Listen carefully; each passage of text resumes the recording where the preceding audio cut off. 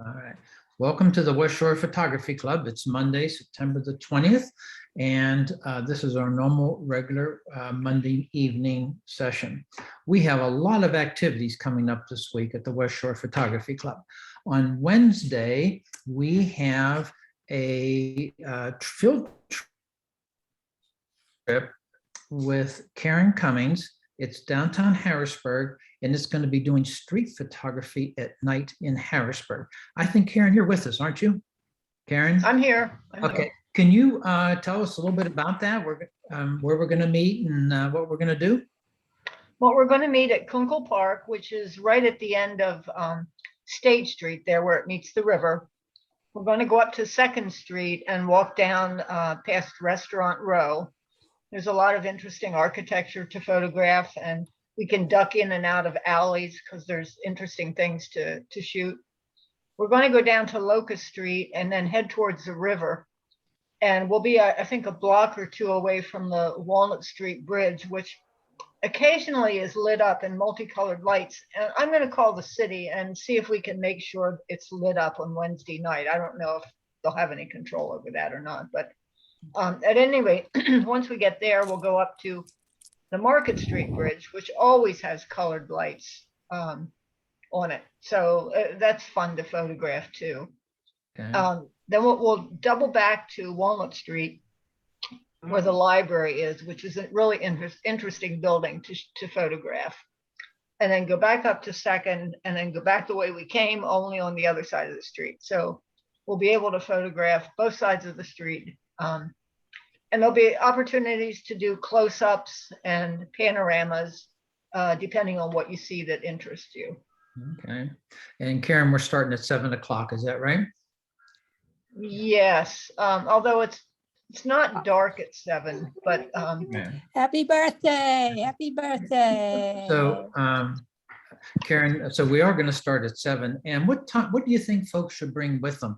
Like a tripod, and what kind of a lens? well, I bring a multi-purpose zoom lens. It's hard to walk and then feel like you have to change lenses depending on what you see. So, you know, if you want to do close-ups or like farther away panoramas or whatever, that way you can just use your zoom lens. Okay. Like And a tripod, definitely. like a 24 to 70 type thing? Would that be? Yeah, that sounds good. That's pretty good. I mean, if people are comfortable carrying larger lenses, then I'd say do it. Okay. My standard lens for walking around downtown is 15 to 55 Okay. or 18 to 55, I guess. Have that. Now, Karen, according to the weather forecast right now, we may have some rain for the 4th Wednesday night in a row, I would put it. Okay. But if we do, it says it's supposed to stop at right around 7 o'clock. So that would be really good if we didn't have any rain coming down, but we had rain like at 6 o'clock and it stopped at 6:59, and then we would be able to just get those reflections. That would be great. Yeah, wet city streets are always fun to photograph, and the reflection of buildings, and we'll see the Capitol too from the front. Okay. We can actually walk towards the Capitol if anybody wants to do that on Okay. the way back. So, Karen, thank you for doing that. We look forward to seeing you on Wednesday night at 7 o'clock down near the guys with the newspaper reading it on State Street. So yeah, I hope a lot of people can come, and it should be fun. great. Thank you, Karen. Thank you. And also this week we have on Thursday, this is something that just came up and there's been no notice of it. The Lebanon Valley College, the Arnold Gallery, is having a lecture on Thursday at 5 o'clock, and it's on the Hudson River School of Photographers. It's a movement in painting, and I meant to say painting, in painting. And it's my personal go-to model for my landscape photography. So they have a lecture at 5 o'clock. And if you just make a note of it, it's the Lebanon Valley College, and you have to send an email to the executive director. If you go to their website, you can see it, and she'll put you on the list. They're only allowing so many folks for that particular lecture. That's this Thursday night at 5 o'clock. And we're going to do that because we're going to have a club trip to there for the Hudson River School of Painting. We're going to have a trip to there on some Sunday here in the next couple of weeks. This Saturday, we have a trip to Landis Valley Farm down in Lancaster. And Norbert Fry and I are going to be leading that particular trip. It starts at 9 o'clock. It's about 40 minutes from Mechanicsburg. And what it is are a series of farms, barns, old metalworking shops, where they're making wooden frames for the buggies. And there'll be folks in period costume there. It'll be really, really nice. It has an admission fee of $12. And if you're a senior, then you can get in for $10. And that is on Saturday at 9 o'clock, Landis Valley. And I think you got an email on that just the other day. Next Monday night, rather, we have a session on live image processing. And you'll get the directions for that too. And that's where you submit a couple of images and then we, the members, will process them live. So someone might say, for instance, Dave Stoffer might say, no, you got to crop it this way. And then Julie Bale will say, no, do it that way. And this way we get lots of feedback and learn how people see different images and how we process, and we do it live right with you. We have something coming up on October the 2nd on a gear swap and some other things. But tonight our session is an image review with Mike Donovan. And one of the things that we did when we were looking at the images before we put them up, we noticed that a number of them had in a very low resolution. And we've checked all of the systems from the website to the conversion to a PDF to the display on Zoom. And we've determined that the quality is very good if we have the appropriate resolution. And tomorrow, Dennis is going to be sending out a note. Dennis, why don't you tell them what you're going to do tomorrow on that? I'm going to make an offer to folks to meet with them personally on Zoom one-on-one sessions to talk about how to properly resize images for competition and image reviews. Okay, great. Thanks, Dennis. I think that's a hard thing for a lot of folks to get a handle on. So, but tonight we have, wait a minute, it's not Mike Donovan. Oh, it's Image Studier. Mr. Mike Donovan is our Image Studier tonight. And Mike, I made you a co-host, so it's all yours. Okay, let me do the share screen and hope I have everything opened. Now, let's see here. There we go.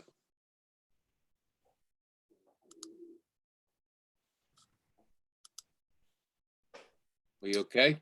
We can see it, make a full screen, and we'll be good to go. All right, let's see. Let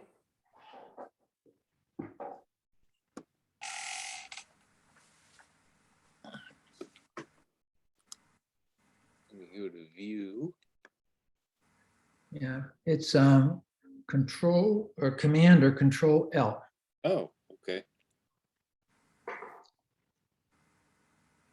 We good? No, go back up to that again and click on the full screen mode. No, you had it there a minute ago. It's on the, take your cursor all the way to the top. Okay, go and then go over even higher and go to the left. And I want to get the menu up there. You had it earlier. Oh shoot, if you do the is it Control or L, does that take it to you? Okay. You're using Windows or Mac? Oh, Mac. Mac. Oh, then it's going to be Command L. All right. How's that? No.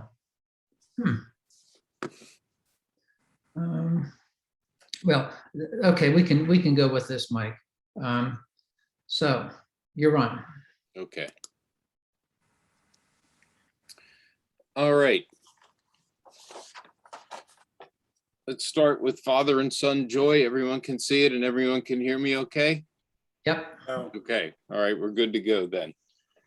We have a new listing of, not new exactly, but a redone listing of things for judges to look at. And my understanding is eventually that others will see it as well, so they know what the guidelines are. Is that correct, Joe? Yep. Okay, good. So what I'm using, I'll use for each person's image, the same set of, I don't know, things to look at. First of all, the father and son joy. The things that the photographer did well is obviously you captured a moment and it's an awesome moment. So what you did well there was see I can't see something. the picture. We're not seeing the image. No picture. Can't see the picture. No. No, I it guess just you says got that. West Shore Photography. Yeah, I can't Club. see the picture either. Yeah, I know, no one can. That's okay, we know that. Mike, you just need to use the cursor and go forward. The keyboard, go forward and back. Or you could go on the top where it has 1 of 17. You could click the down arrow if you wanted to. That'll take you to the first image. I was at the first image. All right, hold on. Something's going wacky. Let me go to more. Nope. You can't see anything. I'm up at number 4. No, we have West Shore Photography Club. All right, let me escape. Nothing. Oh, Nope, it's just, Maybe try a new share. all right.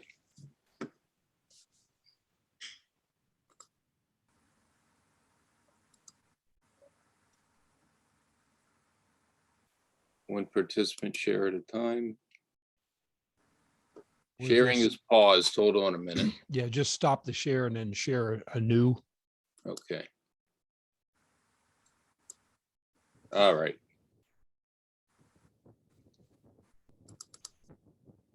there we go. Now you're on number 8. Right. You can see that. Okay. Okay, let me, it's not wanting to move back. With your cursor, click over on the PDF and then advance it. There you go. Can you go backwards? No. Wait, yes. Yeah, there you go. Perfect. Now can we see it? Yes, we Ta-da. can. Man, what a genius. I mean, you, Dennis. All right, let's try again with the capturing a moment thing, which I did not do. What the photographer did well here was obviously capture just a beautiful moment. It tells a story that something is special between the two, something passed between the two. You related an emotion in your photograph.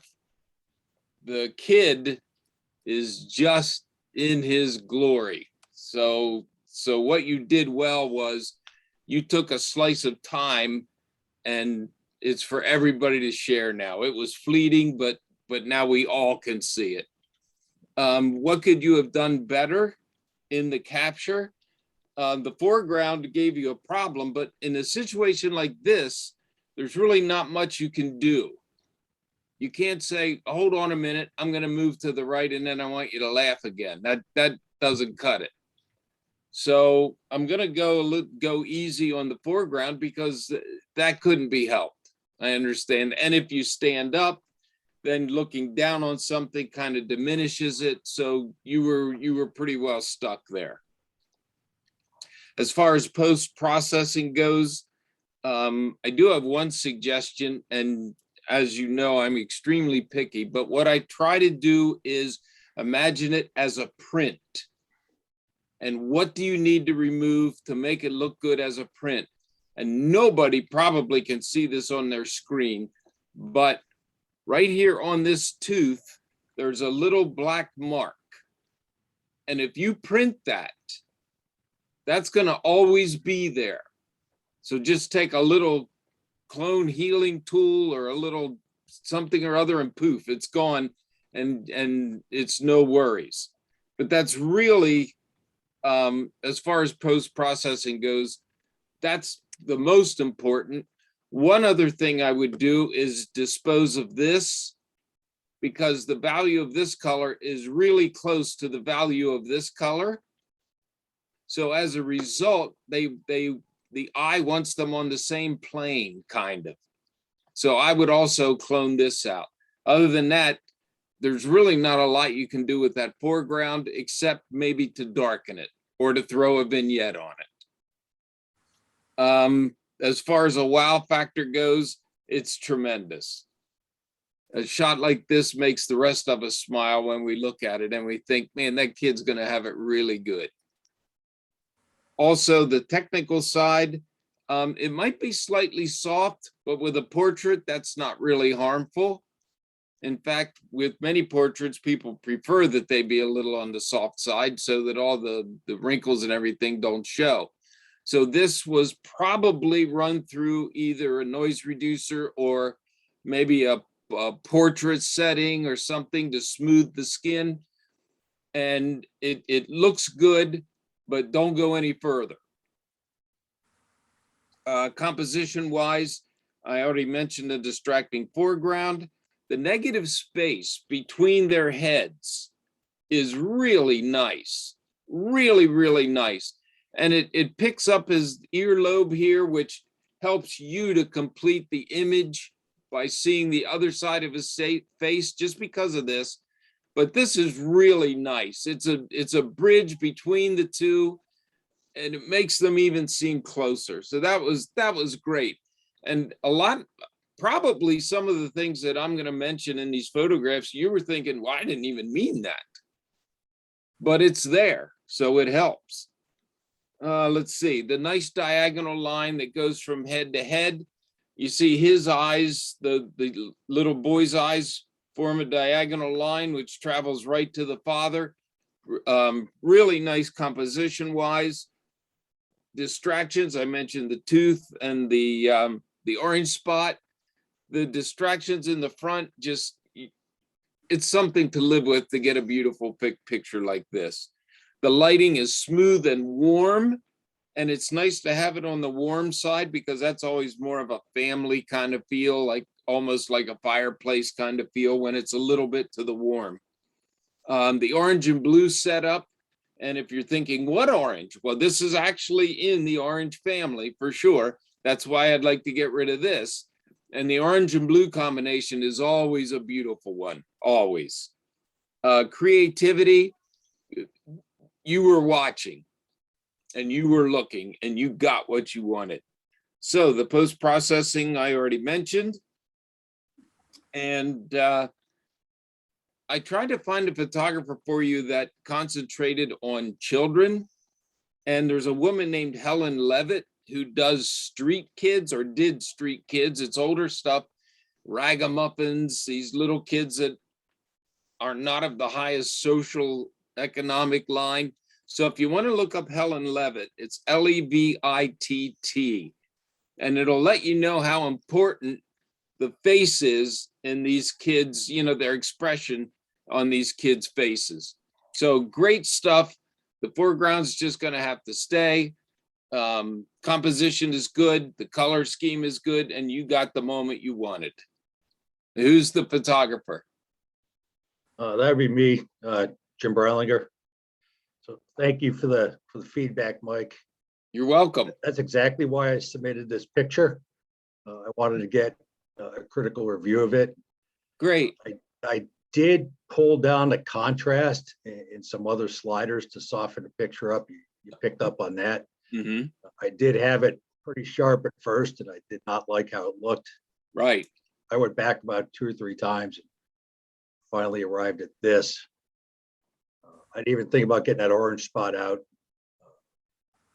That's something I'll think about in the future. Yeah, well, take it out, and if you don't like how it looks, just leave it back in. Angry at myself for missing a black spot on the tooth. Easily I did fixed. get the booger out of the kid's nose, so I Okay, did get good work. that. Good work. This was actually at a wedding reception. I was asked to photograph for my wife's niece. And I was walking around getting candids, and just like you said, Mike, this moment presented itself, threw the camera up, got 5 captures, and this was the best one. And I'm sure it made you smile when you took a look at it. Oh, yes, it did. Yep. Plus the kid wears a bow tie, so he's pretty awesome. So the only question I got, around the kid's eyes, Yes. it looks a little white. Yes. What can you tell me about that? What happens sometimes is when you apply a smoothing agent or a smoother, if it's already smooth there, it'll make it even not worse, but smoother. Yep. So maybe what you want to do is, I don't know if you're familiar with masking or that would probably, or making a selection, something like that would be your best bet. Or you Okay. can even run just a real quick, your burn tool over it, just really quick. Okay. Just maybe 10%, 10% opacity and see what that does. Okay. But yeah, it's a great shot. Really cool. Thank you. Thanks for the feedback. Appreciate it. You're welcome. Al fresco. What did the photographer do well? Your exposure here is good because it's not an easy thing to expose water without getting highlights or hot spots, not highlights, hot spots. And you did that well. The other thing you did was you grabbed a hold of a fleeting moment, just like the previous photograph. The feet are just barely touching the water, as is the, whatever that is, little eel or something. What could you have done better is a little bit of sharpening here would definitely help on the bird. Definitely. Now I know the wing motion has it soft up at the end, and that's, that's part of photographing a bird sometimes. That shows motion or action, but make sure the rest of it is sharp. And you can do that depending on your software with a local brush, just brushing on some detail or some sharpening, whatever your software calls it. So that I would keep an eye on. As far as what to do in post-processing, I would actually probably crop a little bit more here off the top and bottom. The other thing I would do is throw a vignette on there. And I like vignettes when you can't really tell that they're there. So just a little bit of darkening out around here, because this really is not the star of your show. It's this that's the star of your show. And a vignette will help to attract attention to there. So be careful with your focus. And these shots, I know they're a pain. You got to pan with them and you look up and, oh my gosh, and you're firing away. But get that focus block on the bird and make sure that it's sharp. As far as any distractions go, I would remove this. And I know you think I'm being ridiculous with some of these little spots, but I try to picture it as a print. And if you think it'll look bad on a print, you're right, it will. So I would just eliminate this little spot here. Other than that, I don't see any distractions really to get rid of or to work with. Composition wise, I like a couple things about your composition. First is the V shape of the wings. Second is you gave the bird room to fly into. And that's important. So the eye wants to follow the implied line of the bird. Now you could even pull this side in a little bit. I know you wanted a square crop probably, but you could pull this in a little bit more and pull this a little bit, and you can still keep your square and crop in just a little bit more. The lighting is a little flat, and that, that's not your fault, but maybe a little pop of contrast. And what contrast does is darkens the dark and lightens the light just a little bit. So maybe you want to think about giving that a try. As far as creativity goes, your creativity was in looking and seeing. So I'm recommending that you try a crop, maybe just a tiny bit more of contrast. On the bird would be good, maybe. Remove that spot, and I think you're good to go. I want you to look at a website called birdpoty.com. It's birdphotographeroftheyear.com, birdpoty.com. And you'll see all kinds of bird photographs on there, and it'll give you some ideas for composition, for lighting, and that sort of thing. Okay, who did the photograph? I did, Mike. Anthony Tamalonis. Okay, Why is it beeping at me? I couldn't agree with you more. Can you hear that beeping? I can.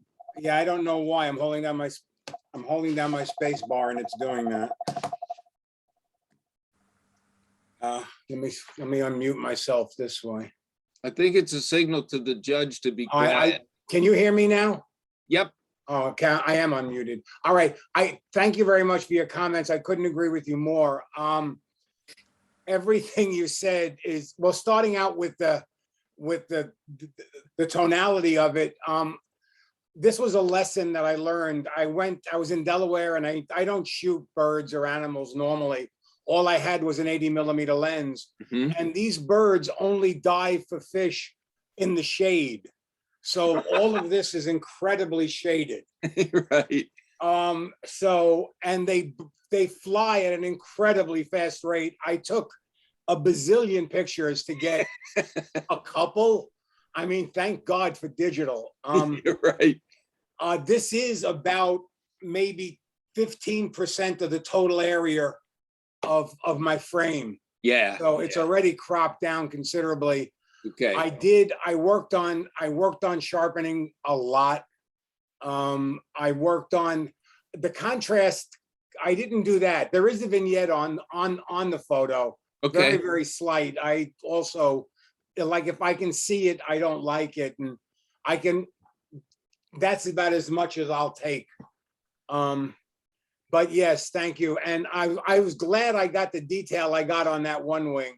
Yeah. I tried the body and I didn't get a whole lot more. Maybe Okay. a little bit more I got on the underside of the wing, of the closer wing, when I increased the contrast. But yeah, thank you. I was just happy to get this. Yeah. Well, when you crop a large picture, then it's really difficult to work with the small section. Right. So you were up against that too. Okay, don't let the sun go down on me. What did the photographer do well? First of all, the use of complementary colors, you can see, makes things pop. The green and the red, even though it looks orange, it's still in the warm color family opposed to the cool color family. So we have the coolness, the warmness, the coolness, the warmness. So the layers are really, really nice. Your use of complementary colors was good. The light, of course, is absolutely beautiful. So it was a good time of day to do this. Your composition is balanced very well as also. What could you have done better at capture? I don't really see anything as far as the camera goes that we can't deal with in post. So as far as what you did at capture, it's great. What can you do in post? I would just have a couple suggestions. Number one is down here. I would dispose of those two things. They don't do anything for your photograph except draw the people's eye. And nobody even noticed them until I pointed them out. And now you can't get your eyes off of them. So dispose of these two. And this is right smack on the edge of the photograph. And that causes problems usually when something's down there just sort of half on and half off. The other thing I would think about is maybe just a little bit of a crop right to the inside edge of there so that the trunk's not cut in half and you have kind of a border here. I would think about that as well. But, you know, you're the photographer. It's all completely up to you. As one other thing in post, I looked especially in the darker areas, and it looked like a little bit of color noise, which happens a lot in shadow area. So maybe you want to pull back just slightly on the noise in the shadows. And you can do that in a couple ways. Like if you have like a, I don't know, a range mask or you can do it with I don't really know your software, so it would depend on what your software calls for. But the idea is to reduce the noise a little bit in the shadows only. Okay, as far as the wow factor, the colors obviously are the star of the show. Technically, the exposure is good. It looks to me like maybe the teeniest, tiniest glow was put on it, which is really nice because you don't lose a lot of detail with just a tiny glow, but somehow it enlightens everything. The composition, as I said, was good. It's a good balance between light and dark, between 1/3 and 2/3. So that's working out very well also. Distractions I already mentioned in the lower right corner. Beautiful lighting. Complementary colors. So the only other thing I would mention is maybe a tiny bit of desaturation for making a print. But for use online, saturation is the star of the show these days. So as far as that goes, a great shot. Just a couple little nitpicks and we're good to go.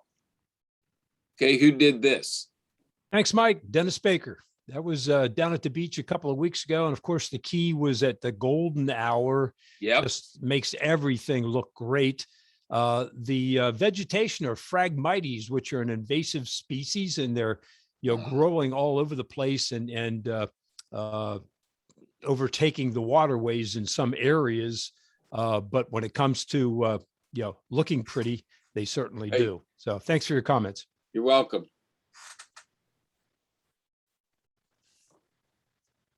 Oh, Dennis, Yes. I'd suggest you look at Daniel Corden, Kordan. He is big on lighting and landscapes as well. Okay. Thank you. You're welcome. Okay, the prayer. What did the photographer do well? It's absolutely crystal sharp. Your exposure is fabulous. The one tiny suggestion I might have would be in post-processing would be to lighten the seed so that it's a little more obvious that you can tell like it's a prayer before lunch or before dinner. It's actually saying grace in a way. So I would think about trying to lighten this a little bit so it's more noticeable, but that's a small thing because the photograph is fabulous. It's an unusual viewpoint. Usually in animal photography, the idea is to get the eyes, get the sparkle in the eyes. You don't need it here because it actually is heading toward abstract. It's a symmetrical composition. Again, I mentioned negative space before. This side and this side look beautiful together as far as the negative space, meaning the space where nothing is, for lack of a better word. As far as distractions go, I don't see any. And I'm going to take a crazy guess. And if I'm wrong, I hope the photographer tells me. This looks like it was snow on the ground. And I'm looking at this rim light here. That may be a reflection of snow. And I'm looking at the rim light here, which is much lighter than up on here. So you use the gigantic softbox of the snow to your advantage if that's really what happened. As far as color use goes, there's a teeny tiny, this is a tufted titmouse, by the way, and they have a tiny little patch of orange on each side under their wings. And this is showing up just the littlest bit, and it helps that background immensely, immensely. The most creative thing about this is your point of view. I do like it has a really slight vignette on it. I really like that. And one cool thing about the titmouse is they'll grab a seed and go somewhere and hold it like this in both of their blue feet and peck at it and then eat it. So really great stuff here. Really great stuff. Who's the photographer? That would be me. Thanks a lot for your comments. You're right, this is a tufted titmouse. And now that I think about it, I think you're right about the snow too. It was taken in December. And I really hadn't remembered if there was snow in the ground, but it's very possible. It was taken from inside of my kitchen window. Nice. He was really quite close. This feeder is only about 15 feet away from the window. And as you know, titmice are very, very animated birds, especially when Right. they're trying to open up that little seed. Their head goes about a mile a minute. So I was bursting quite a bit in order to get a good shot of him. And the perspective was really quite accidental, but I found it very humorous that he managed to get himself into this perfect little circle of a ball, Right. which is unusual for a bird shot, but I found it comical and unusual, and that's why I decided to upload this one. You did good. That's another, I think you're right about being cold because they're puffy like a ball when they're cold, trying to get more insulation, air insulation in their feathers. So yeah, nice.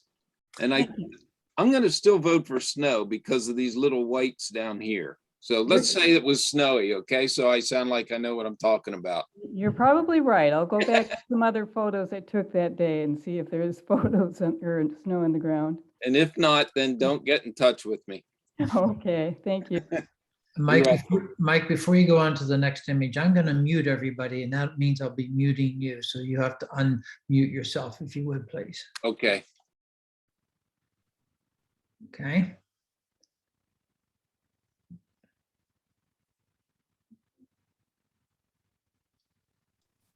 Okay, we okay? Yep, we're fine. All right. Winter Abode.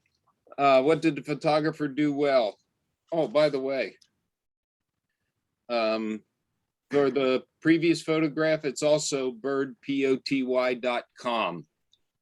That if you want to take a look at other people's bird photography, that's the place to do it. Okay, Winter Abode. One thing that you did well was you balanced this picture perfectly. If you're going for a symmetrical composition, then do a symmetrical composition. And this is a symmetrical composition. So really good work there for the photographer. You still have detail in the white building that's not blown out, which is also very nice.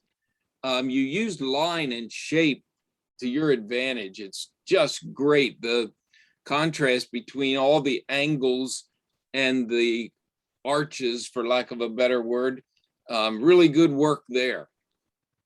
As far as what to do in, things you could have done better at the time of your capture is maybe a bit more snow at the bottom so you have more of a base.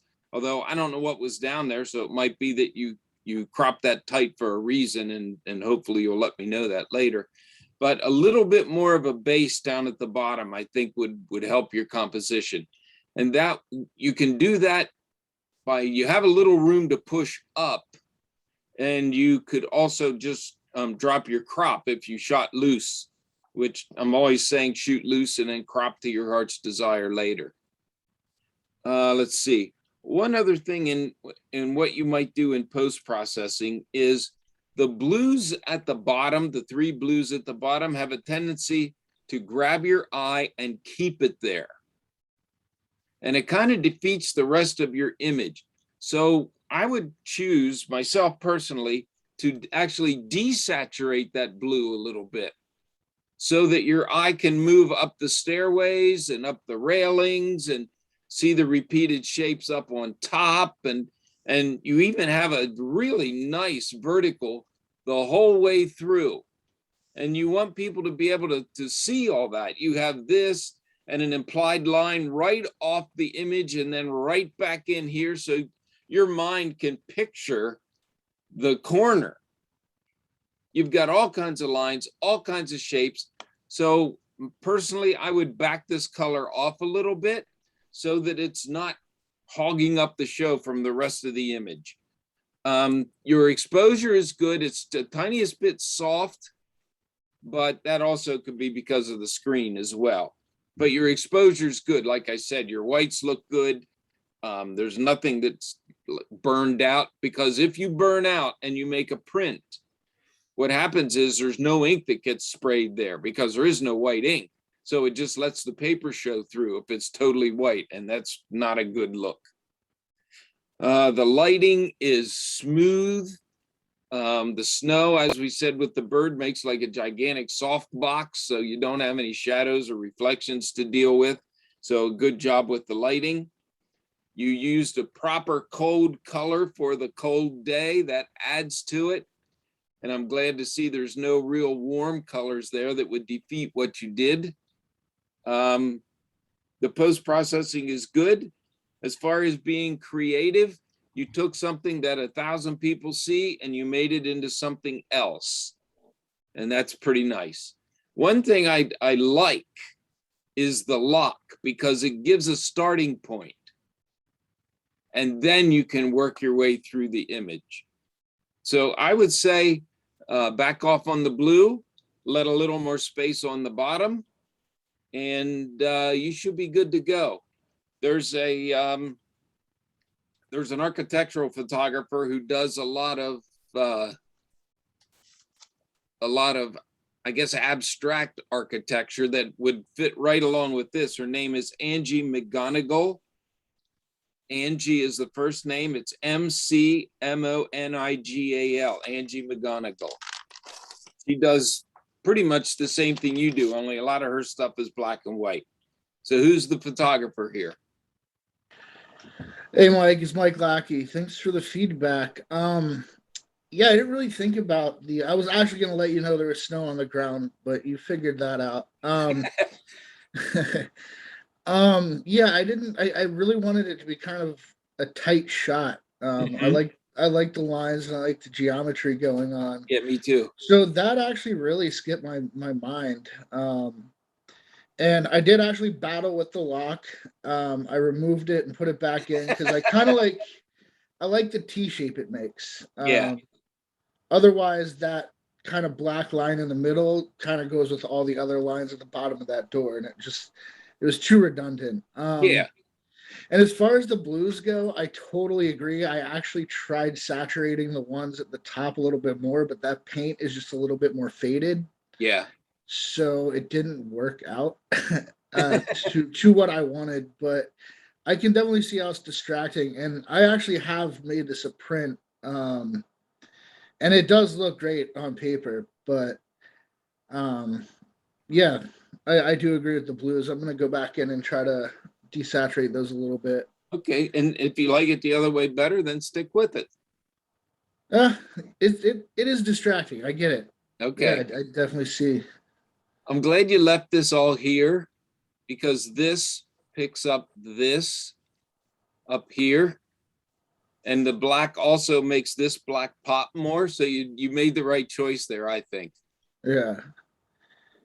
There's a lot of electrical lines to remove too. Those are a little distracting. Oh yeah. Upper right was where they were. The joy and curse of digital. Thank you. You're welcome. Mike, before you move on, you mentioned the words there on that image about shooting. Maybe it wasn't this one, maybe one before, shooting loose. Can you tell everybody what you mean by shooting loose? Yeah, shooting loose, what I mean by that is give yourself room to crop to what you want, because as you know, when you get your hair cut, they can't put it back on. Once it's gone, once it's off, it's off. Same thing with your shot. If you set up your shot through the camera and you think this will be perfect, it's not going to hurt you to open up a little bit wider, give yourself some room on the top, bottom, and the sides. Then you can crop to your heart's delight later. And I hear myself saying that to myself lots of times. You don't have to shoot so tight. This is digital. You can make it anything you want if you have enough room to play with. And back in the days of film, you didn't do that because there wasn't anything extra. So that's what I mean by shoot loose, and then you can crop to however you want later. And I don't mean like sloppy loose, but you know, give yourself a little space to work. Does that Thank make Yeah, sense? Thanks, Mike. this Okay. was shot with an 80 to 200, so I did shoot very loose, multiple Okay. ranges through that, and just kind of picked the best composition I could to crop because I Great. kind of knew what I wanted it to look like as I was taking it. That is the ticket. If you have an idea in your head already, very nice. Okay, smells like spring. What did you do well? Anytime you do animal photography, except for the tufted titmouse we saw, a great idea is to grab the eye. And the even better idea is to grab a catch light in the eye. It makes the animal look so much more alive. Another good thing that you did here is your background is nice and soft, so it won't battle with the animal. I think it's a muskrat probably. The other thing you did well was your lighting is good. I like how it travels from brighter to darker, so it gives some form, it gives some shape. You were at the right place at the right time for this, for sure. Technically, the animal could be sharper, and that's important because that's the center of the work. That's the thing that people are going to look at. So make sure that it's sharp. And this could be sharper for sure. As far as what you could do in post-processing, I would first of all darken the foreground because this really is not helping your image. So I would darken this. I mean, not necessarily black, but make it so this is a lighter value than this because your eye travels right here first. It goes to the lighter values all the time. As far as your composition goes, your foreground is distracting. So like I said, I would try to darken that, and that probably would help, hopefully. Do some sharpening, local sharpening on the animal. Let's see. Your exposure is good. Like I said, your lighting is good. The composition is good, except for that foreground. I really like the line of the log. It's difficult when an animal's moving around to get in focus what you want in focus. But you did get this area right here, and that's the important part, actually. As far as distractions go, the foreground is a distraction. I have notes here. Lighting, good side light. And the color, this member of the orange family here and this member of the blue family here, it's a good background for something orange, so it makes it pop. Sharpen up that eye, darken that foreground, and I think you're going to have something. And if not, then get to work on cropping. I like the repeated shape here too, this and this. So you did well with that. And believe it or not, the person I want you to look at is named Tin Man Lee. And it's like it sounds, T-I-N, new word, M-A-N, new word, L-E-E, Tin Man Lee. He does animal shots and not necessarily like the big five in Africa and stuff. He does all kinds. So take a look at that. Okay, who's the photographer here?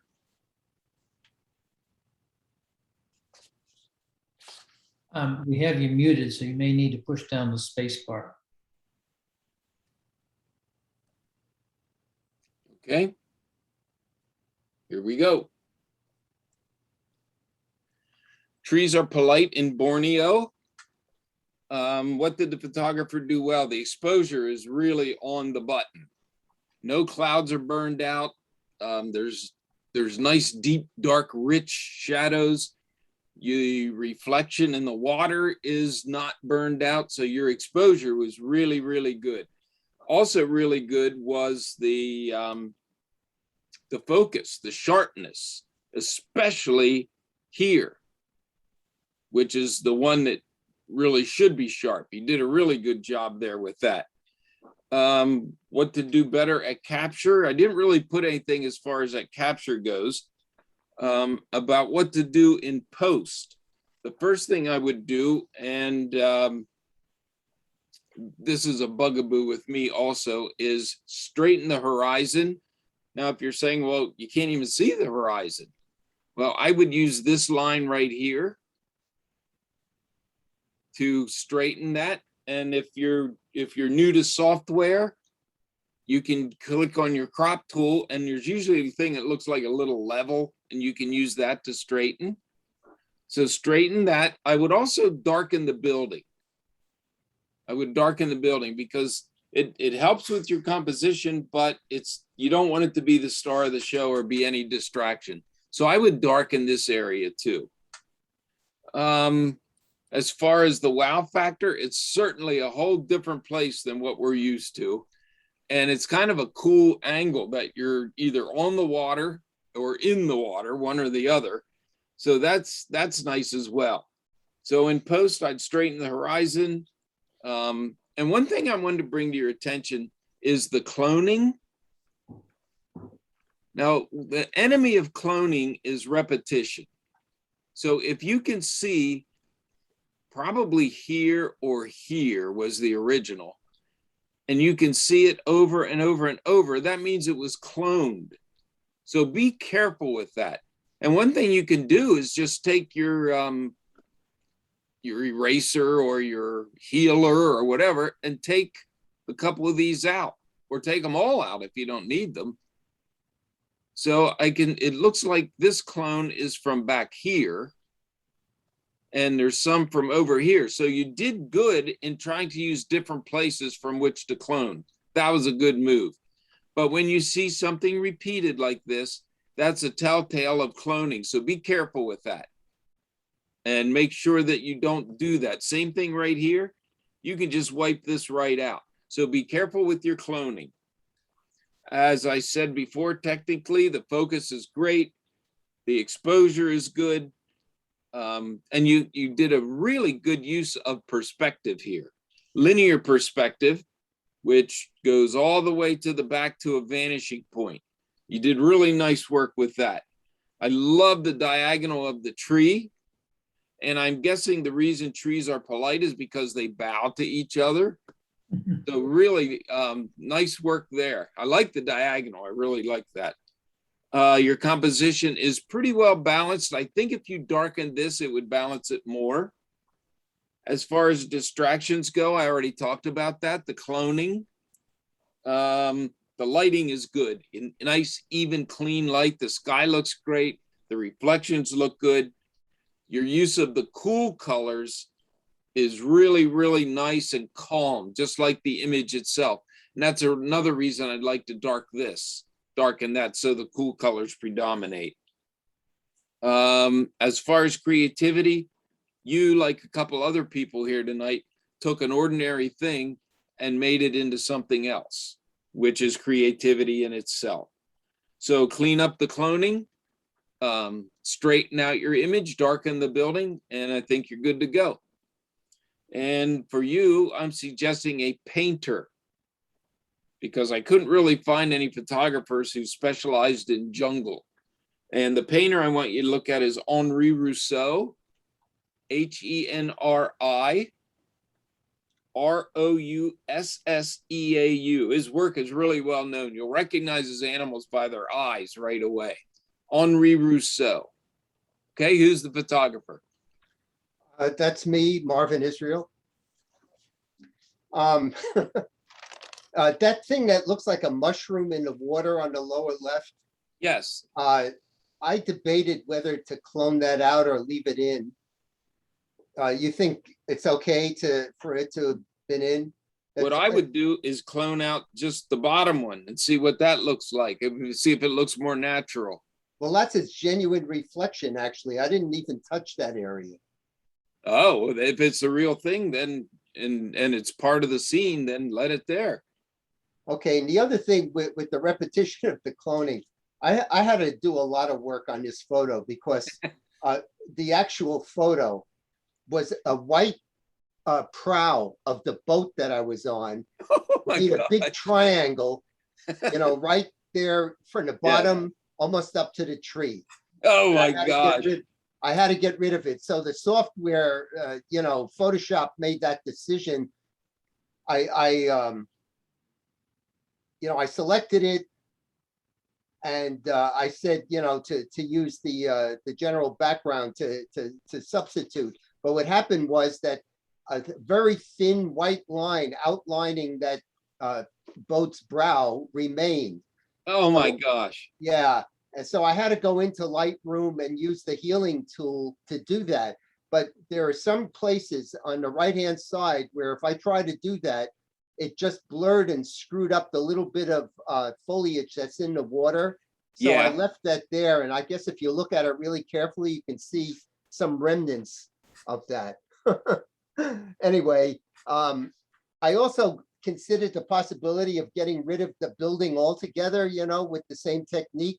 But I Yeah. thought to myself, oh boy, what a lot of work that's going to be, with those foliage there, to not to screw that up, but to Yeah. get rid of the building. So I got lazy and I didn't do it. I also used a sky replacement because the actual sky was just like almost a blank grayish white. And I replaced it, and then I also I increased the contrast a little bit to make the clouds come out a little bit more. And the foliage was too dark. And so I selected the green color and lightened the luminance on the foliage. And I also used Color FX Pro I did the color texture thing, but only a little bit on the sliders. So, Yeah. it was a lot of work. And Well, actually, I was thinking about the tree bowing to me, not to the other trees. Oh. Anyway. Well, that brings up this reflection, which is really impressive now that you tell me the story. Yeah. Yeah. And I thought it was you, and I'll tell you why. When I was judging in person one time, I was sitting beside you, and your image was up, and I said I thought it looked exactly like Pine Grove Furnace. And you said, Pine Grove Furnace? That's Borneo. So, so I had an idea that might be you this time. Well, thanks for the comments. I appreciate You're it. welcome. You're welcome. Okay, archival ascent. What was done well was the lines and the graphics are tremendous for sure. And the title's a good one because it's the Archives building, I do believe, over in Harrisburg, or the former Archives building, former to be anyway. Your exposure is really quite good. All detail shows. You use color well. Again, this is the orange and blue combination. The orange and blue complementary colors, which always look great together. As far as what I would do in post-processing, I don't really have anything. Wow factor, lots of pop because of the complementary colors. I also like this little pop right here, which your eye goes to there and then heads right up the line. Very, very nice. Technically, the focus is good. The building is crisp, but the sky is soft. And that is really nice. A really good combination. I like the balance between the sky and the building, because what you have here is a small dark area with a large light area. And over here, the opposite, a large light area with a small darker area. The balance is perfect. Absolutely perfect. The lighting is smooth and clean. Again, your color use is good. I like the perspective. It's almost like a linear perspective, but you have some triangles going here. So really a great shot, a very good shot. If you want to see some other work kind of like this, look up Andrew Prokos. Andrew Prokos, Prokos. He also does a lot of architectural stuff. So this is a great shot. Whose is this? That's mine, Alex. Nice work. What can you tell me? Everything you mentioned was completely unintentional. I just liked the building and the lighting. Just got You're not lucky, I supposed to guess. say that, Alex. You're supposed to say, thanks for seeing everything I did. Yes, thank you. I appreciate it. That's a great shot. In all seriousness, no, thank you for pointing out things that I'll be sure to look out for next time. Yeah, it does help, actually, believe it or not, to think about perspective and line and all that kind of thing. Even just the color juxtaposition, the dark clouds off to the upper left corner, and then the lighter color in the bottom left, definitely unique things I would not have picked up on. And it definitely adds to your work. How about it? All right. Oops. Okay, bounty. What did the photographer do well? It's a good balanced set design, I guess you would call it. Your focus is sharp and clean. What could have been done better at capture? Try different, maybe you did this already, try different kinds of lighting. Generally, things like this are still life are sometimes lit at a 45-degree angle so that it creates a little more shadow. I'm thinking this was either maybe straight on or maybe even a flash. I'm not sure. But if you come from a 45-degree angle, you'll show a lot more texture, a lot more shape. You'll have like lighter here and darker here if you come at it from an angle. So that'll help with your dimensionality for sure. As far as post-processing, these highlights can be an absolute royal pain. And I can see that you tried to tackle some of these. And like I said, they are a pain in the neck. If you try to use your highlight slider, they get gray, whatever. So my suggestion is this. Try cloning. Not so it disappears, but just so you put a light, like a 10 or 15% covering over it from maybe here or over here. Just slight so that the highlight still shows through, but it's got a little bit of a filter over it because they can be a headache. Like I said, the highlight slider doesn't always work that way. As far as post-processing, that's one suggestion I have is cloning the highlights, just very light, 5–10% maybe. And you can also, on stuff like this, you can throw a texture on it or warm it, a warming filter in your software to make it look old and vintage. This is a perfect beginning for all kinds of experiments. A perfect start for all kinds of things. It's got lots of color pop. The red and green always works with color pop. Technically, it's good. It's sharp. I can see the water drips on it. I know there's some people that would say, I'd like to see it sitting on something. And maybe you want to try that. Maybe you have some other images in your efforts that have a little more texture showing. I'd also like you to try moving these two things closer to the same plane to see how that looks. Like I said, this is the beginning of all different things to try. You can move that up, you can put textures on it, all kinds of things. I really like this negative space right here. That's really nice. So good work there. The highlights are really the distraction. Lighting, I mentioned 45-degree angle. Your color is really rich and strong and powerful. They look delicious, absolutely delicious. And as far as creativity goes, you took an everyday thing and started to work and make it something else. And that's being creative, taking the ordinary and making it extraordinary. So what I'm hoping you'll do is take this and try all kinds of things. 45-degree angle lighting, working with the highlights, maybe put a texture over it, move these two things up closer. Try all kinds of stuff. And I want you to look at a painter named Paul Cézanne, which he's super famous. And when you look him up, just look up Paul Cézanne, Cezanne. When you look him up, put like Apple Still Life in your search, or just Paul Cézanne Still Life, because he did a lot of other kind of paintings, but his Still Life has all kinds of different compositions that you can try. Okay, who's the photographer here? Yeah, thanks, Mike. This is Dave Marchetto. Yeah, I appreciate those comments. And also, I might say all the references that, you've been giving me over the last reviews have been very helpful. Oh, good. Maybe Cézanne I would have figured out sooner or later, but some of them are really obscure in a sense, but very, very, good to get.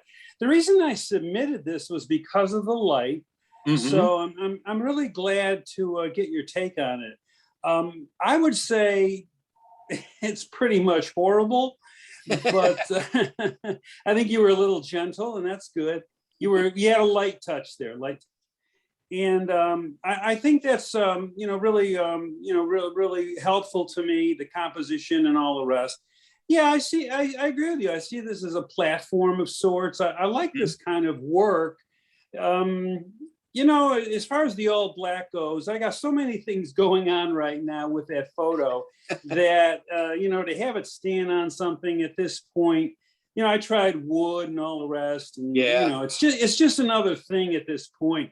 So I appreciate those comments very much, especially the lighting, because, I was more than troubled by it. Thank you. Sure. Did you do it with the flash? I never found an extra light that I didn't like, so I probably had at least 3 studio lights on it at different degrees. So right. Try it from a 45, and then maybe your other 45 weakened down to like a 10th power. Try different strengths so you get shadows going different ways. I mean, the world's your oyster on this now. Thank you so much. You're welcome. Okay, number 10 is called Whimsy. Excuse me. What did the photographer do well? What impressed me is you had an idea and you executed it, and it's not the usual thing. So you were thinking creatively. You photographed something that people would normally ignore, and you decided to work with it. And that's a really good beginning in photography, to see things other people don't and work with them. Now, what could you have done more at capture? I think I probably would have underexposed a bit more, and you'll get richer colors that way. The other thing I would do, and maybe you did this, you'll have to tell me then if you did, is I would also photograph each of those individually to see which of the 2 you like the best. Now, you can also do that in post-processing. What would I personally do in post-processing? What I would personally do is crop so that this was what I was working with. Then later, I could crop and work with that on its own. I would work with this on its own because that is whimsical as far as I'm concerned. I would remove this so it's floating because that's whimsy as well. The next thing that I would do is work to get this out of the image, although if you crop, it'll be an easy clone to get that out. Then, once I have this all cloned and floating there in the air, looking whimsical, then you can start to work. Then you can try more contrast. You can try more color saturation. You can darken the background. You can do all kinds of things, because when you're working with abstract, like I said with Dave's image, the world's your oyster. With abstract, you can do anything you want. And abstract is really hard for me to judge because there's not any, I don't want to say right or wrong, but there's no better idea than the other one. It's only what the photographer wants to do. So what I personally would do is treat this as an abstract. The lighting is flat, meaning you can do all kinds of things with it. You can darken corners, you can saturate colors, whatever you like. Now, the problem with that is, where in the heck do you find all that in your software? So you have to learn your software in order to do a lot of these things, because photography now is 2 steps. Take the picture and make the picture. I just made that up just now. I just thought of that. So that's important to know, that it's a double feature now. Post-processing, I would give it more pop by giving it more contrast. And I would definitely darken the background. And I think I would try cloning these out to see what it looks like with both of them in. You've got something here that you can really work with. So my suggestions are, try it without the sticks. Get rid of this. This doesn't do anything for your image at all. So you'll want to clone that out. Darken your background. The tree kind of pops out of nowhere. You don't even notice it really, but I kind of like this branch that follows this. So you might want to use it if you can. So those are my suggestions: color saturation, darkening the background, and some cloning, because it's whimsy. So do whatever you want. What I'd like you to look at is a woman, and I had her in my my presentation a while back. Her name is spelled M-A-I-J-A, Maya, M-A-I-J-A, Savolainen, S-A-V-O-L-A-I-N-E-N, S-A-V-O-L-A-I-N-E-N. And what she does is she makes whimsical things like this out of paper and string, and then hangs them and photographs them. And where you'll find that is, you'll want to look at a website called Lens Culture. Lens Culture. And her project is called Lightworks. That's the one with all the paper and everything. So her name is Maya Savolainen. Her project is called Lightworks, and the place to find it is Lens Culture. But she, like I said, she just hangs things from the ceiling and photographs them, and they're whimsical, all right. So yeah, you've got something to start with here. Who's the photographer? Mike, it's me, it's Mary. Okay. You're right. I took this on a walk when I was on a vacation in someone's yard, and I don't know why I took it. I was just hoping you could help me, because I thought you were going to say dump it. No. But what I did, I was going to ask you about the tree. I didn't know if that was worth keeping in or not. And I never even thought of taking the sticks out. And I took some big branches out of it, believe it or not. And instead of, I used dehaze, but I used it in the left, towards the left, to give it a more whimsical look. Okay. I wanted it to look that way, but I didn't know what else to do with it. So I'm going to try what you said and look this lady up and see what I can come up with. Okay, good. I didn't know what to do with it. So thank you very much. I want to see what you do with only this. And I will with send that it half. Try that, would you? I will. I'll send it to you. You can give me another critique on it. Am I making sense? You are. Like I said, I didn't know what to do with it. I just thought it looked different, and I just thought, give it a shot. Thanks for sending one in that you wanted advice on. Now, I might be totally wrong, but at least you got free advice. We'll see what happens. Thanks, Mike. You're welcome. Okay, number 11 is ready for the signal. What did you photographer do well? The first thing, the obvious thing the photographer did well was choose black and white, because it's vintage stuff, it's old stuff. You could have done a sepia, but that warm stuff is, I don't know if it's a little more sissy or what. This is perfect, along with the iron and the steel and the steam and the smoke. That's a good choice there. I also am really impressed with you capturing the sun through the steam. Actually, this is more the smoke right now. Really nice work there. The composition is good. I wasn't sure what to do about this guy. And I'm hoping you can give him a little more room, but it's possible that like the hot dog stand is right there or something like that. So I don't really know what's out there, but I'd like him to have a little more space and he'll be a little more noticeable. Now this line that runs right down to him is just tremendous. Really, really good.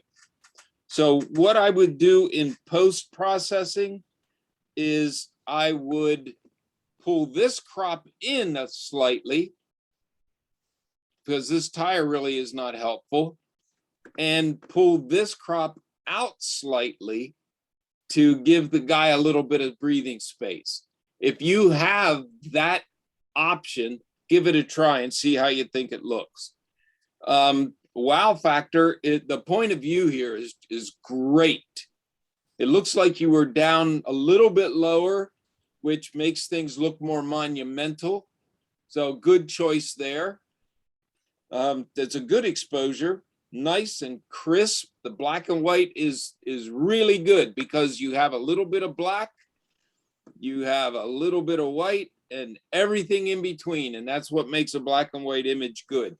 That's what gives it its depth, is the change in values, light to dark. Distractions, and I don't know if this is a distraction or not, is this sunspot. You know, the sun is shining through the smoke, which is beautiful. So this is your choice, whether to get rid of that or not.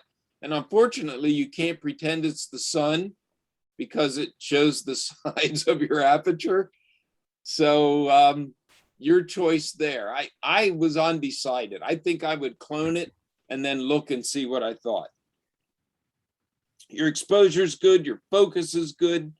One other thing I'd get rid of, and I know this will sound ridiculous, but I'd like to think of prints. I would get rid of this little piece of trash or whatever it is right here. And I would darken this corner. Now, if you're gonna matte a print, this corner won't matter because it'll disappear. But I would definitely get rid of that. Let's see, use of color is nothing. The lighting, I really, really like your diagonal steps. You have a little bit of a dark area, then a lighter area, then a darker area, then a lighter area, then dark, then light, and you work your way through, and that's what gives your image the depth, the play between the light and dark in black and white. So real nice work there. Creativity, you made these things look like monsters or dinosaurs or like they're just ready to rip out. So really good work. Now, my guess is what's happening here is that it's on Saturday, because on Saturday, everybody blows their steam whistles at the same time, 12 noon.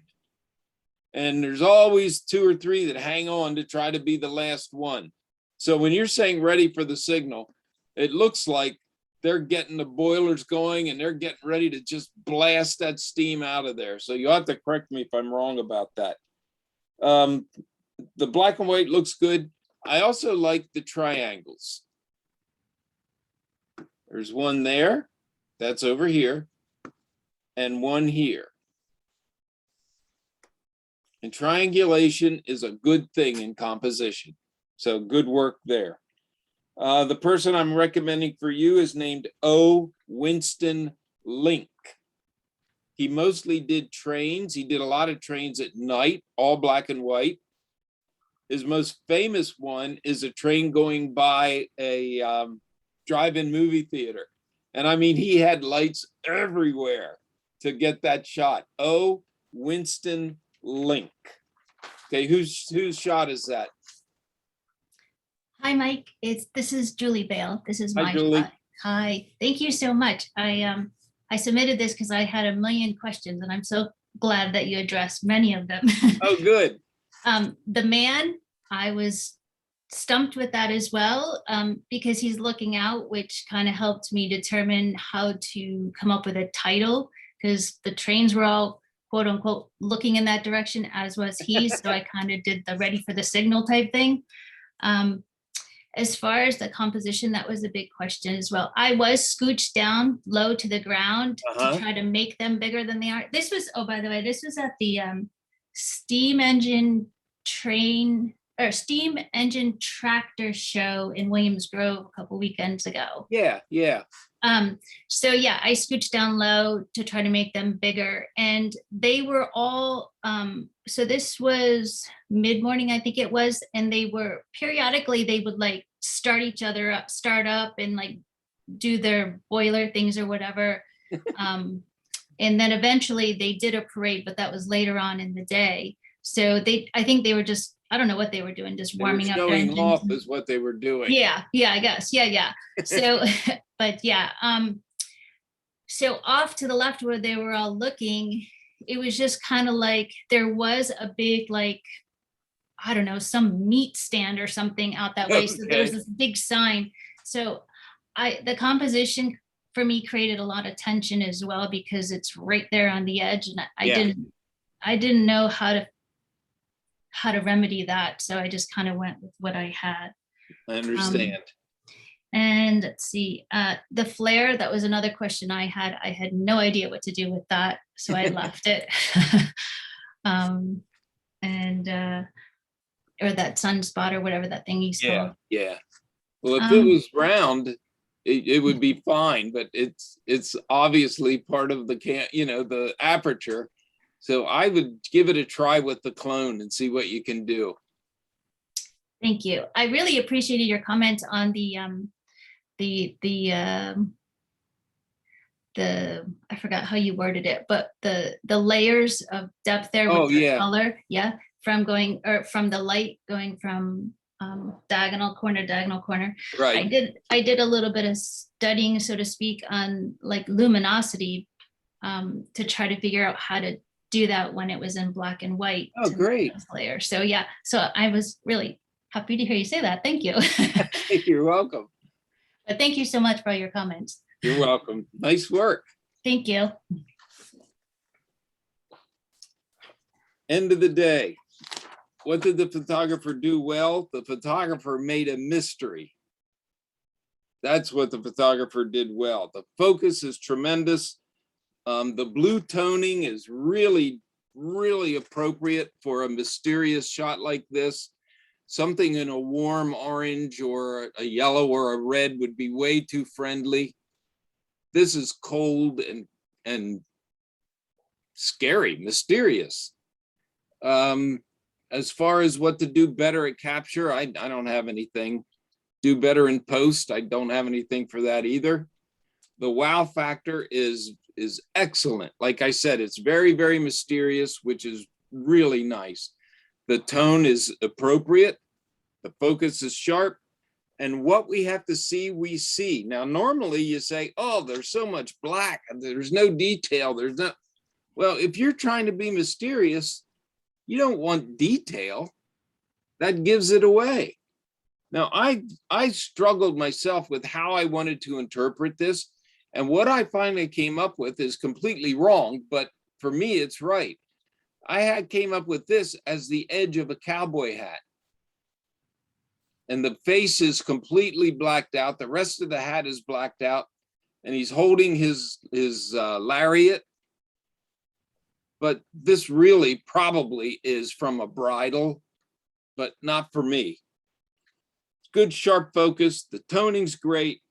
You're repeating curves from here and here, which is really, really nice. Good composition. Again, we have triangulation here and down here. So it's a balanced composition.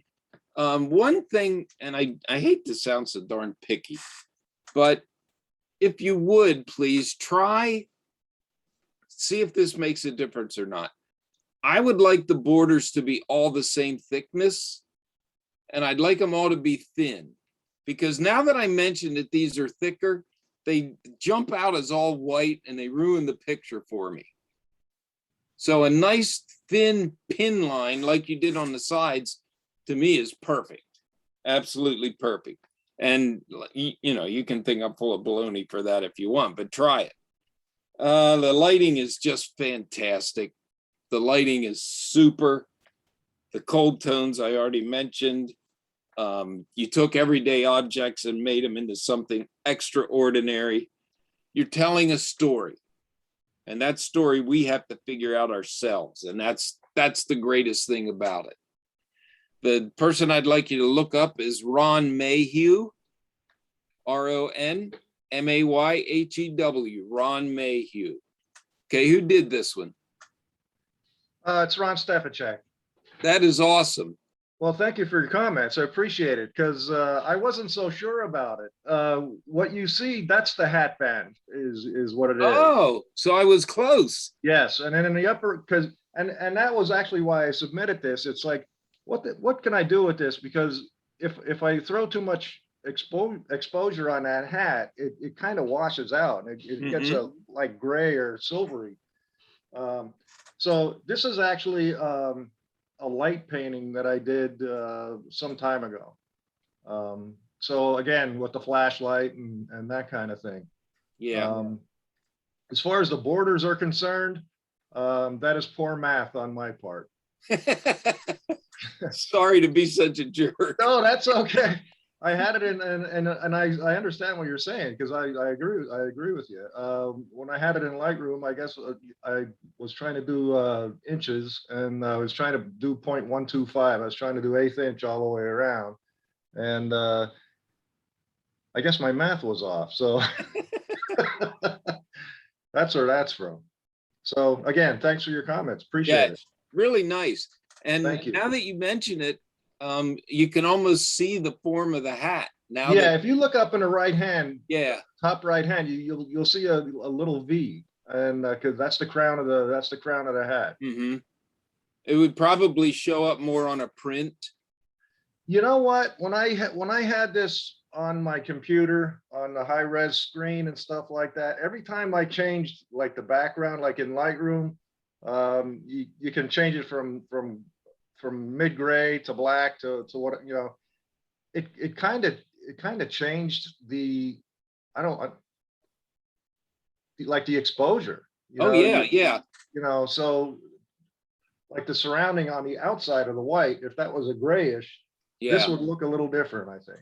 There's the really pretty famous color experiment that you take a square of, let's say, orange and put it in a larger black square, same orange in a larger white square, and they look completely different.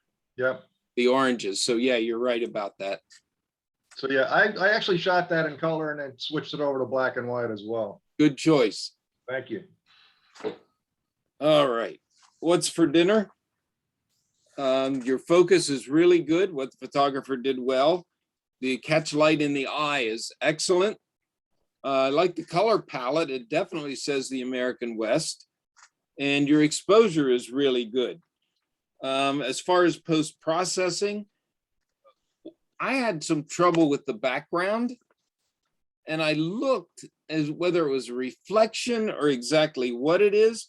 But as far as post-processing, what I might do here is some blurring, a Gaussian blur with a brush.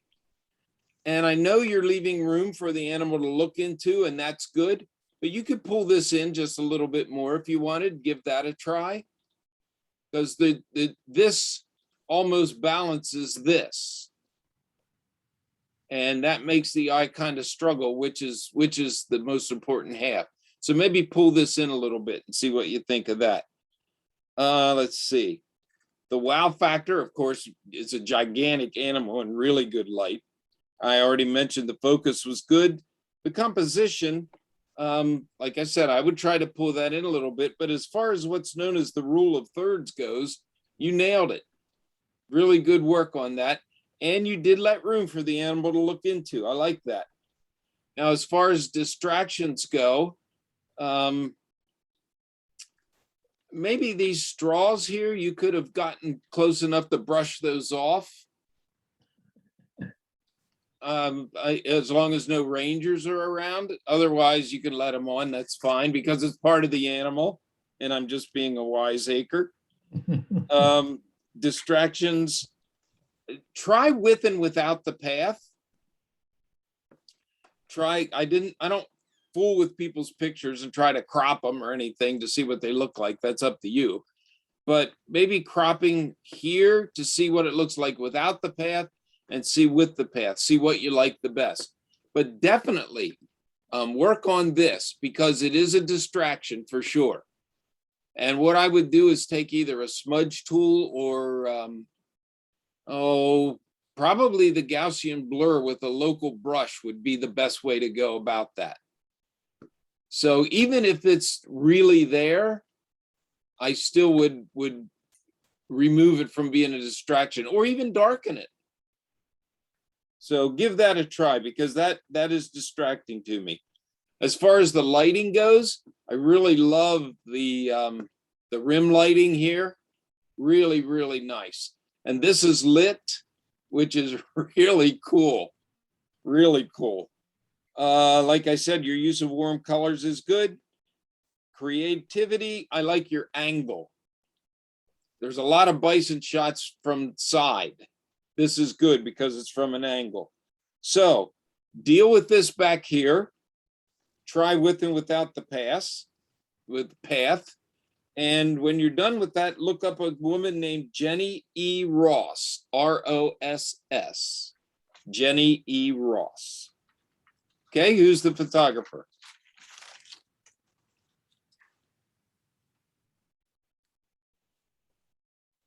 Okay, you're not going to get much more time. No one? Okay, surfing. What you did well was the exposure, the focus, the shadows are really good. You left room for the skater to skate into. And I remember Norbert saying that there weren't that many like really proficient skaters there. So it was probably hard to get shots like ollies and all that kind of stuff. What I would consider in post is maybe a little more punch. So maybe just a little bit more contrast. And that will deepen your shadows as well. And if you don't want more contrast, but you want the shadows deepened, then you can use your shadow slider to take care of that. As I said, the focus is really crisp. Your exposure is good. You let room for the skater to go into. One thing that I would get rid of is this little disc right here, because things in your shadow leads right to it, and you don't want your eye stopped by anything. So a nice calm color palette. You use the shadows very creatively. Your post-processing is excellent. And one other thing, at first I was bothered by this, but then I realized it's balanced pretty well by this. So you're good to go. There's a skateboard photographer named Jay, just the letter J, J. Grant Britton, B-R-I-T-T-A-I-N, J. Grant Britton. And who is this? That's mine, Mike, Norbert Fry. Hey, yeah, I've had this, I have about 3 different versions of this. I had it with more contrast. I had it like this, and I had one where I put a sort of a mystical filter onto it. And I liked them all, but I think I like this one the best for some reason. I don't know why. Mm-hmm. Well, it's smooth and it's calm, and it's and believe it or not, that shadow down in the lower right corner down there, that's one of our club members, right? Oh, that's not you. No.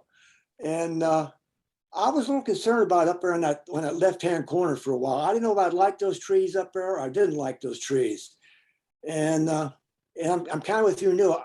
I kind of like it. It adds a little more of a dynamic to it, I think. Yeah.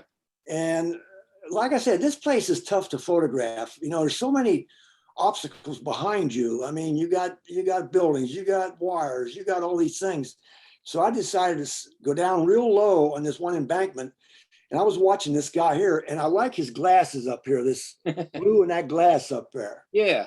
And I was watching him, and I said, I'm going to grab this guy. And I finally got him. He would come back occasionally, but there wasn't much activity there that morning. I was kind of disappointed, and I was hoping for more. But But that's about it. Yeah, Mike, I do see this spot down there. I do that does kind of bother me, that little black spot down there now. I'm looking at it. Yeah. So, well, thanks a lot, Mike. I appreciate your. Okay. Yeah. Busking pandemic style. What you did well was you got a good shot in a difficult lighting situation for sure. I do like the composition actually. I wish he or she was back a little further, but that can't really be helped because then you would lose some of this, what you wanted to keep. You would lose some of this, which you wanted to keep. So what I would suggest in post-processing is I look close and there's a filter on here, either a paint filter or heavy noise reduction. So I'm anxious to hear what effect you are going after. If it's noise reduction, I'd advise you to back off a little bit because you're getting halos here. So keep an eye out for these halos there. That means you've gone a little too far. Let's see. It's a good street shot. Technically, I mentioned the halos already. I like the composition that these people balance this runner. And there's also a couple just little fragments of people back here that shows that there's motion and there's movement. They have their CDs out already. So that's a nice little pop of light there. You have a foreground, a middle ground, and a background, which is nice. The distractions, this green up here in the top left, I would try to do something with that, either darken it. I'm not sure if you could clone the steps up. That might look ridiculous, but try darkening it, or at least pulling down the green tones anyway. As I said, it's difficult lighting. So you expose to do this properly, and then you can open your shadows later. That was good work. The orange and blue always works together well. Good choice of colors there, even though you didn't choose them. I like that the sunlight picks up this orange, so you can tell it's a sunny day, but yet they're in the coolness and playing, probably because of the acoustics. Post-processing, I mentioned the noise reduction. Other than that, I think your processing is pretty good. Maybe a little lighter in the shadows here, but that's fine because you have dark, little lighter, a little lighter, a little lighter, and so on to lead through the image. Repetition of curves is nice. Picks up the curves in the guitar. So not bad. Who did this one? Mary Eileen Carson. And thank you for those comments. Yeah, I missed that green in the upper corner and I don't like it either. Yeah, it's got to go. Something's got to be done with it. But I was just really struck by this guy just sitting there, playing away, and people walking around him and things like that. But it was a very warm day, so he wisely moved. I thought he moved in because of the coolness. He wasn't in the sun, but it probably was the acoustics that brought him in there. Or a little of each. Or maybe a little of each, yes. But thank you. You're welcome. I like the masks. Yeah. Yeah. What's to do with today? Yeah. Mary Eileen, where was that shot taken? New York City, Central Park. Okay. Oh, I'm glad I didn't say Kenya like I was thinking. All right, last one for the night, a sea of sunflowers. What did the photographer do well? They took something ordinary and made it extraordinary. They used what was there to their advantage, and the sea of sunflowers, the sea of sunflowers, it actually looks like the waves of the ocean. And part of that has to do with wide angle lens, I'm guessing, because of how this carries, but it's a good choice. It has swells and waves, and that's very cool. I had mentioned, I have a note here about there's a little bit of extra noise in the sky, but when you're doing something online, you really can't tell. If you're going to print it, take a look and see if I'm right about that. If you have any noise up there, the noise shows up a lot in shadow or darker areas. Let's see. It's a unique treatment for sure. The exposure is appropriate because what you're after is a ray or a sunbeam or a beam of light. The horizon line is kind of crazy. The lighting is kind of crazy. So it's got a real Twilight Zone offbeat kind of feel, which you made happen. The warm and the cool contrast of the flowers in the sky is good. Let's see, the sky has just that touch of like orangish pink, which is a nice separation between the two. It's a good creative shot. I'm going to take a wild guess that the whole field looked like this and you went darker on either side. Now, I might just see if I'm totally wrong on that, because I'm seeing one that's really bright here in this area and it doesn't quite belong here. So maybe you'll want to darken that down so it's not such an attractor to the eye. I like the roughness of it. Like I said, it's like a field of ocean kind of. So good work with that. And I'm going to be obvious with you because obviously you like sunflowers, and that is Van Gogh, Vincent Van Gogh. If we say Van Gogh, it's Van Gogh or Van this or that. Check out his sunflowers just for the shape of the sunflowers and the compositions that he did. The sun is pretty cool because it lines right with the beam that you have going there. So good work taking a sunflower field and making it something special. Okay, who did this? Thanks, Mike. That's mine. It's Chuck. I'm gonna have to say you were wrong about the field lighting. Okay, Chuck. Well, it's been nice talking to you. It was the exact opposite. The field was dark and I brightened that section leading up to one sunflower. What I was trying to, this is down at Lesher Poultry Farm and Sunflower Farm, and I was too early to get a sunset, so I took a chance at getting a starburst.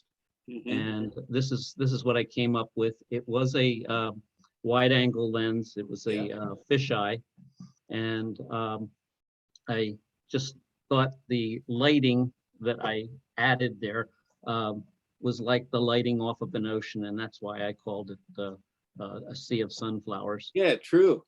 So, and I did do this in a painter package, and when I did, it looked very Van Gogh-ish. So it was the kind of creative image that I like that one better than this, but since this is photography, I presented this one. All right, great. Thank you. That's the end of that. Mike, thank you so much. That was really good. You're welcome. That Sorry was- if it went long. I don't have a clock.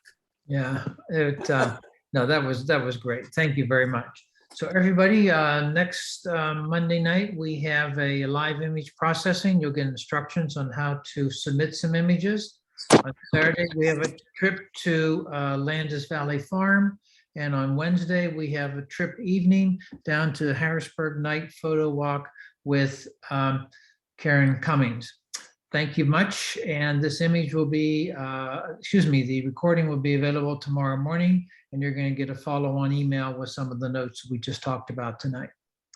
Again, thank you, Mike. Appreciate it. You're welcome. Thank you very much. Thank you. Mike. Thank you. Thank you. Thank you. Thank you, Mike. Mike. Thanks, Mike. Good My night. pleasure.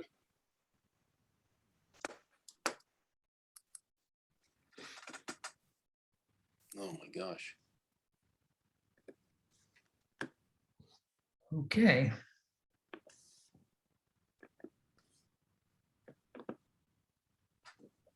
All right. Okay, we'll see you guys. All right. Is that to your satisfaction, Joe? Oh, that was, I mean, that was good. Yeah, that was very good. You know, I think I mentioned that to Rick and to you, I think I sent this out, that I did a study on those images that came through. And I have to tell you, they were sharp. Some of the ones that should have been sharp were very, very sharp. Okay. Yeah. Those that were, you kind of knew that, you know, maybe they wouldn't be, and they weren't. But that tells me that the process, Rick, is working well. Okay, it really does. You saw Elaine's bird, and that was super sharp and blah, blah, blah. But I mean, I went through each one and did them at 200%. And I thought the process is going fine. I don't think we need to change anything other than for folks to get the pictures in focus and use the higher shutter speed and change the resolution, you know, so. Thanks for doing that, Joe. Yeah. I was supposed to do that before. It was on my do list and I never did it. So. All right. Take care. We'll see you guys. Good night. All right. See ya. Bye now.